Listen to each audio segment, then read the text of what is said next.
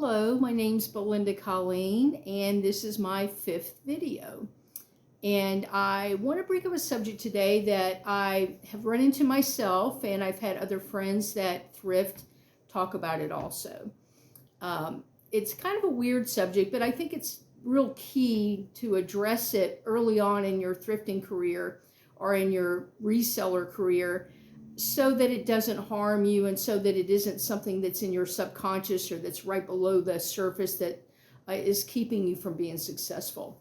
And what I'm talking about is let's talk about three ego blocks to reselling success. Okay.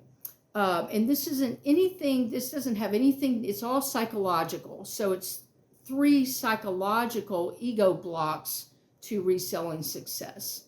Okay, the first one, let's say you're in a thrift store and you're, looking things up on your phone and somebody challenges you. It could be someone that owns the thrift store. It could be a shopper, someone that says, "What are you doing?" And, like in an accusatory way. And you might, of course, anytime someone comes at you that way, it's a little bit off-putting, and it definitely is uncomfortable for most of us. But I think being simple with your answer is the best way to go. You don't need to go into great detail to defend yourself ever. I think, you could just say, "I'm just trying to check to see what these things are worth." That's all you got to say. Now, they could go into into a more in-depth conversation with you about it, whatever. But most people, if you are confident and you're pleasant and you just answer the question, they'll leave you alone. There are exceptions. I mean, maybe they're trying to get a rise out of you or get you to talk about it or whatever. Who knows? Maybe they want to know what you're doing because they think they might want to do it. You'd be surprised. I've always been very surprised by the fact that I misread people so often. We all want to believe that we get people and that we're all, like in our own ways, psychology masters because we've lived a while. In my case, as you get a little bit older, you think, "Oh, well, I get people. I understand what motivates them. I'm not going to let it bother me." But nobody likes to feel threatened or like someone is talking about them or putting them in a position where they feel defensive. And we've all been there for sure. It has never happened to me, but it has happened to a lot of my friends. And I have had people give me a look like, "What are you doing?" And who knows, maybe they were looking at me because they didn't like my hat or they didn't like my clothes. Who knows? But I got the feeling they were disapproving of me based on the fact that I was obviously checking things out on my phone. And in fact, I met one guy who is a bookseller, and he said that they had a strict rule. He would go into bookstores, some of the used bookstores out there, and he was banned from one of them because they said, "We don't want to sell to resellers." Which I can't even imagine that. Why would you not sell to everybody if you could sell something? I thought that was really, really odd. But those kind of things do happen.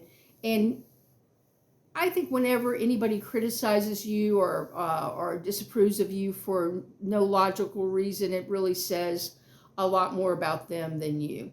And, fortunately, we have so many different places we can source that doesn't get to be a big deal. You just say, "Okay," you move on if somebody, puts you in that position.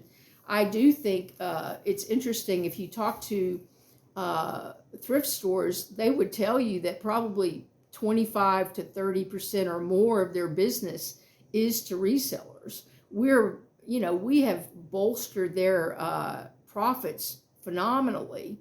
And we're really, and I'm telling you this, I would never say any of these things to anybody, but in your own mind, so that you can feel proud of what you do. We are taking items that would maybe see how many people, 100 people a day might see it, and we're putting it out on eBay or Poshmark or multiple sites, And thousands of people now have the opportunity to buy that item. I think we're doing a public service myself, but that's just me. That's the way I look at it. And quite frankly, that makes sense to me. Why in the world wouldn't we want to do that? It keeps these things out of the landfill. And you can always think about that when if you feel like, well, maybe I shouldn't be buying this stuff. Maybe the stuff's for the poor people. And I'm taking some poor person's shirt or book or whatever, and I'm putting it online and I'm charging more for it. I mean, if you want to feel bad about yourself, you can do that. You can find reasons, but you can always find reasons to feel bad about yourself. I really think mindset is ingrained in us, and depending on whether we've done some work on ourselves or not, will determine how we view these types of things. I mean, if you really feel that way, you should not be in reselling. You've got to be proud of what you do and feel like you're doing something good and useful and productive in society. But I've told you how I feel about it. I think the second one, it's one thing for a stranger to, confront you about something you're doing, but where it gets tricky and difficult is when your family and friends basically come at you. I think that's where it can get harder, is if your family and friends kind of poke at you about what you're doing. And believe me, it doesn't matter what you're doing. If someone's going to criticize you for what you do for a living, or for fun, for that matter, and it's not hurting anybody, and that's, I guess, where they might take issue, some people. I think they would do that for a lot of different professions. It doesn't matter. I mean, you could be, if you're a teacher, teachers, are told, well, you don't make any money. Psychiatrists are told, oh, whatever. I mean, every profession has its, the jokes, the lawyers. Oh, wow, there's so many lawyer jokes out there. Let's face it. These people work very hard and spend a lot of their money and everything else getting a lot of education, and there are so many jokes about lawyers. So I don't know that anybody, including resellers, will ever be in a position to avoid criticism. So just think of it that way. You're in good company. If someone's criticizing you for reselling, you're in good company. And you just can't worry about it. And if you're going to worry about it, you're probably you've got bigger problems than, some person criticizing you. But I will say, if your friends and family belittle you or whatever, that is harder because you care more. These are people you care about, you love them, you want them to respect you. And it does show, you feel like they're showing you a lack of respect if they challenge what you're doing. All I would say with your friends and family, and I believe this really, and this is the main reason I'm doing this, is because I like it. I think it's fun. I'm entertaining myself, and I'm making a part-time income doing it. So let the chips fall where they may. I mean, I have a healthy amount of confidence. In fact, I've been told that before, and it wasn't particularly in a positive way that I was told that. So I just kind of, in the nicest way possible, so that you don't instigate an argument. If somebody says anything to me in my family, I just very simply say, I really enjoy it. I like it. I'm having fun doing it. The funny thing that happens a lot of times is they don't know that you can make a lot of money doing this. They think you're peddling junk. That's the way a lot of people see it. You're peddling junk. Why would you want to do that? When you can sell jewelry at, Tiffany's, or you can sell real estate, or you can sell high-end clothing at a retail store and make almost minimum wage? I mean, we used to call it the pink ghetto. And I do remember this. I remember when I was in college, I worked at a department store. And they used to call that the pink ghetto for women, because you were supposed to look immaculate and dress great so that you could go and work for minimum wage or barely over minimum wage. in a nice place that felt clean and safe and wonderful. And it was a dignified profession, just like teaching, so many things. And a lot of women especially would do that because they were comfortable. They were comfortable doing that, and that's where society wanted to place them. Now, I'm not trying to get into some kind of a feminist rant or anything like that, but I will say that anytime you challenge perceptions, you're going to have some pushback. And if you can't take any pushback in life, I don't know what you're going to do. You can maybe hide under the covers or whatever, but, and not do anything in life. But, and not that I'm saying reselling is the end all be all, but it is, if you like it and it's fun and it's making you money and that's your objective, well, I can't see anything wrong with it. I really, really can't. Now, are there things I don't like about reselling and that I wish were different? Sometimes, sure. Some of the thrift stores are, they're not as clean as I would like,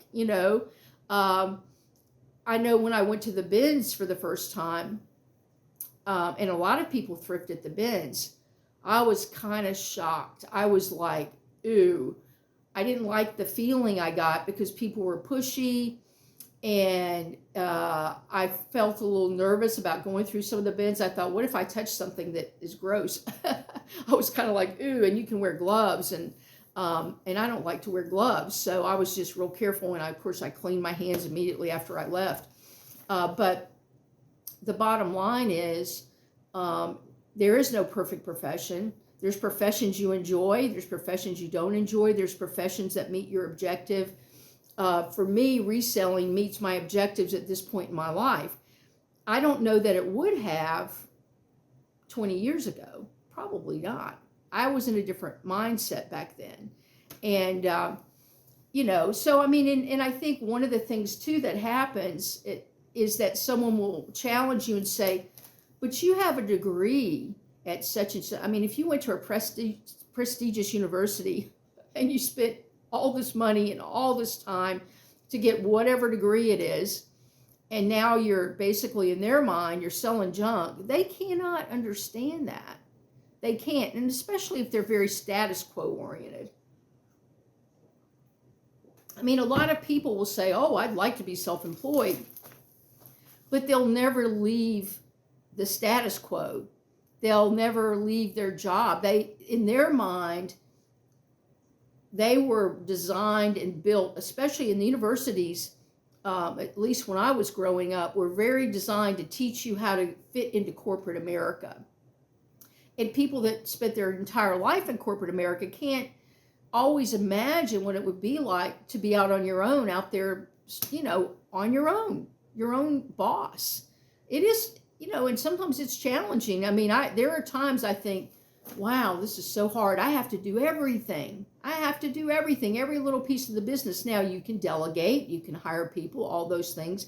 But as a part-time reseller, that defeats my purpose. I want my life to be simple. I don't want employees. There's nothing wrong with having employees. If you want to grow your business to a huge, level, you've got to have employees. I get that.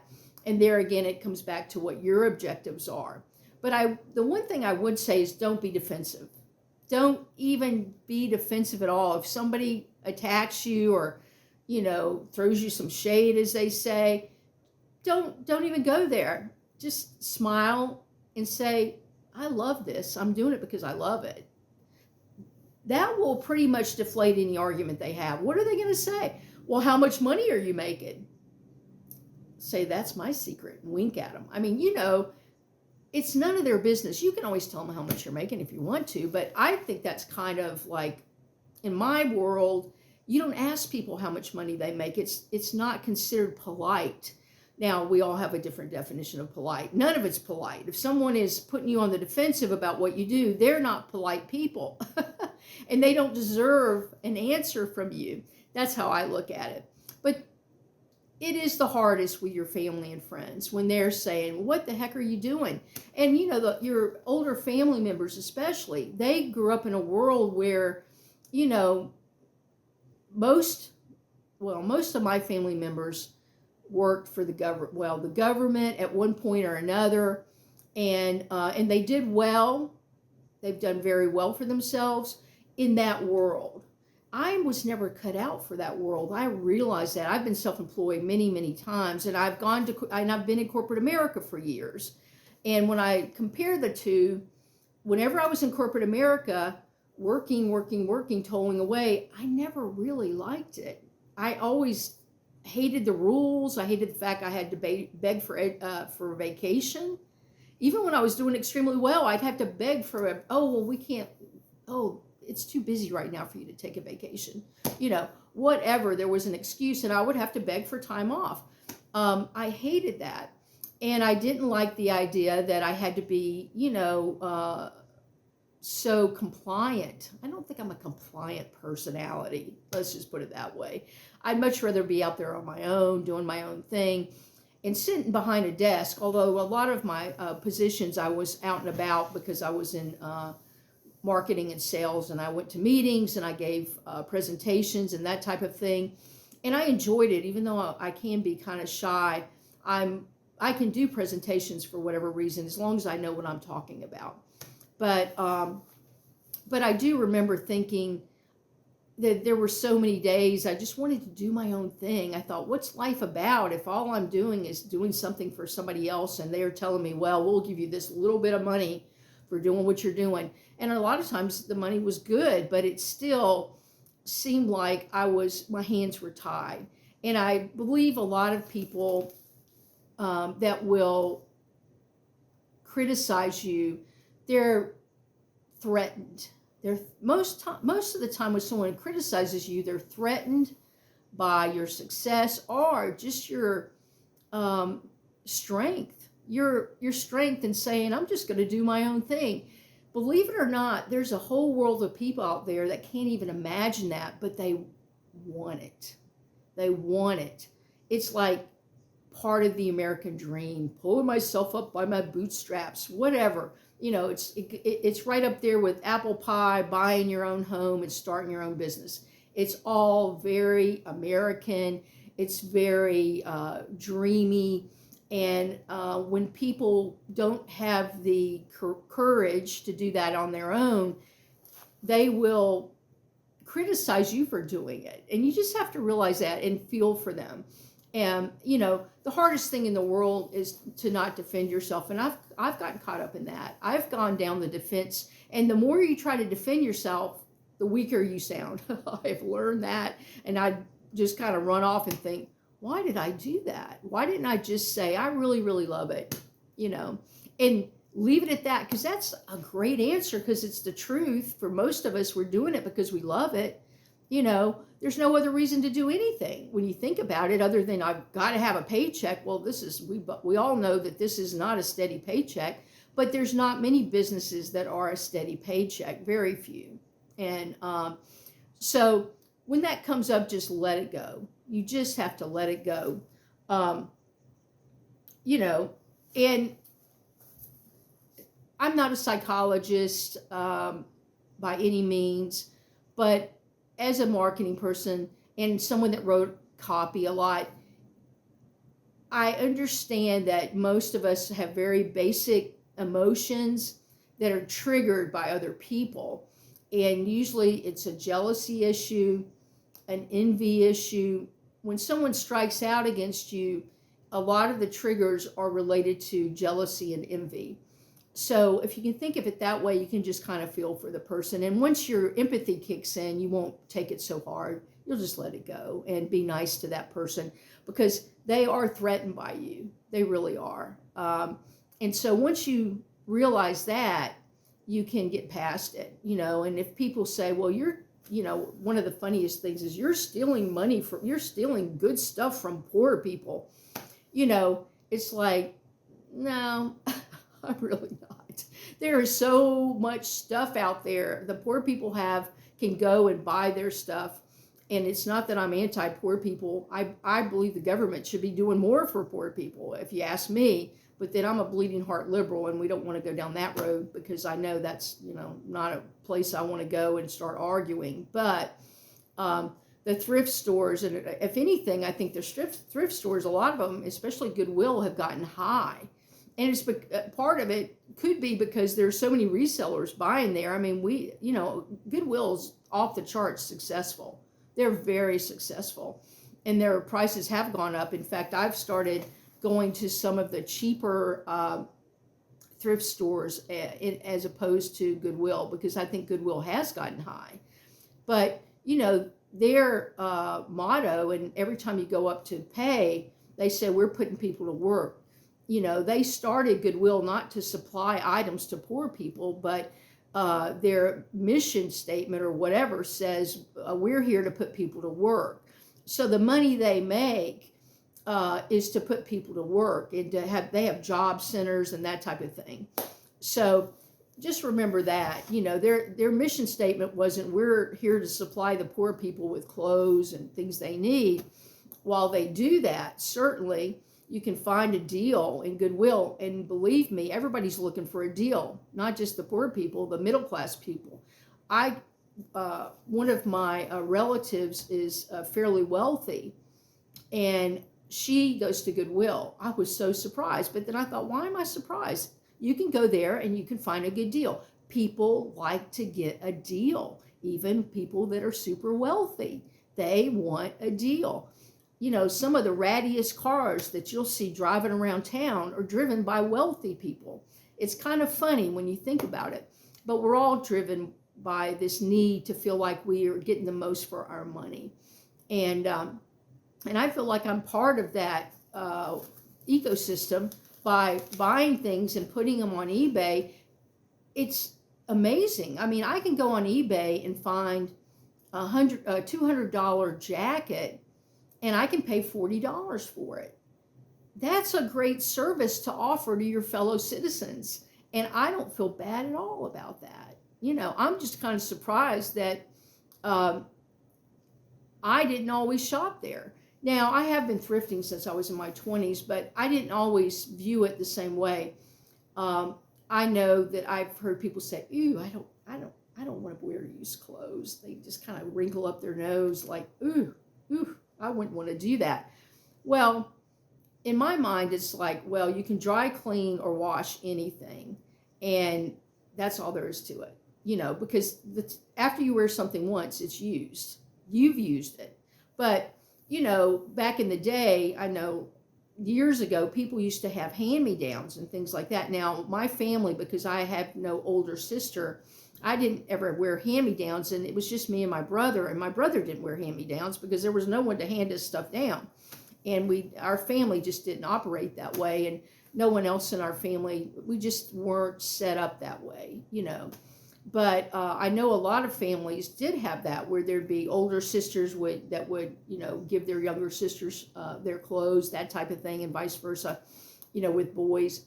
But just don't be defensive. If somebody attacks you for being a reseller, realize that there's probably an aspect of it could just be they don't understand because they can't imagine doing that. Or it could be that they resent you because you're self-employed and they're not. And they'd like to be, but they don't have the courage to be.